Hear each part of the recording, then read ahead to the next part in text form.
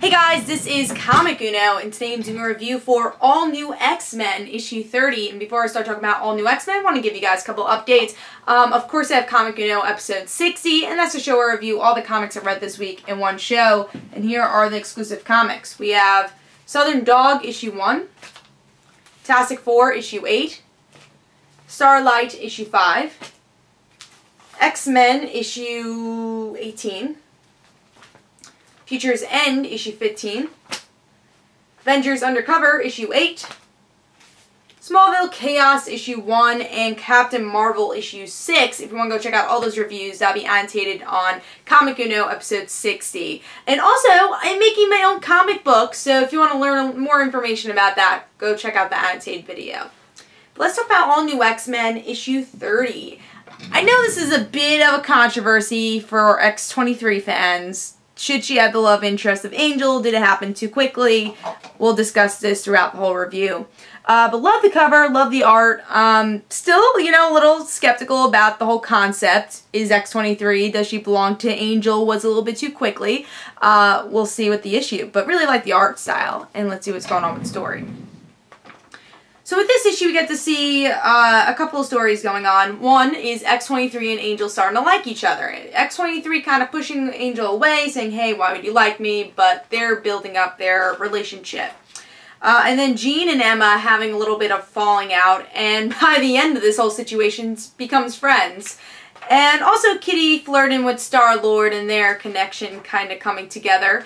And by the end of the issue, this connects a lot with Uncanny X-Men, with the Last Will and Testament of Charles Xavier, because the ending is pretty much connecting that some of the X-Men have to go back to the Jean Grey Institute to figure out what Charles Xavier left to the X-Men.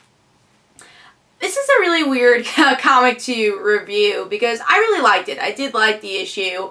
I thought the artwork's pretty good. I still think Imanen is a little bit better of an artist for this title. I love Sara Pichelli's art, but I kind of like her better on, let's say, Ultimate Spider-Man. I don't know if it really fit the All New X-Men title, maybe because I'm just so used to the old artist on the title, but still amazing art because Sara Pichelli is a great artist. It's just kind of getting used to a new artist on the title, which I know there's going to be a new artist very soon on the title.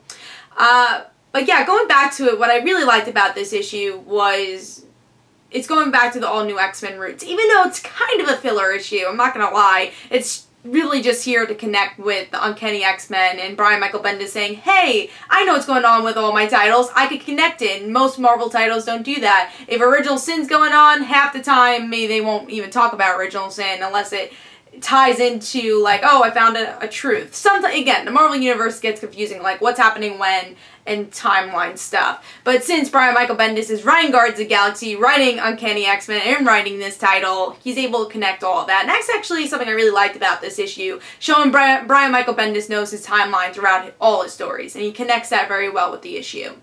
And I really liked all the character interactions. I like how they did X-23 and Angel at this moment. I still don't really like how they got together, just because I don't think X-23 would have rushed out and, like, went with this random guy that she hardly knows, but I like the way she handles it in this issue, where she kind of pushes him away, and that felt like X-23 to me. So her personality was pretty spot on here, and still, like, falling in love with somebody, but still X-23.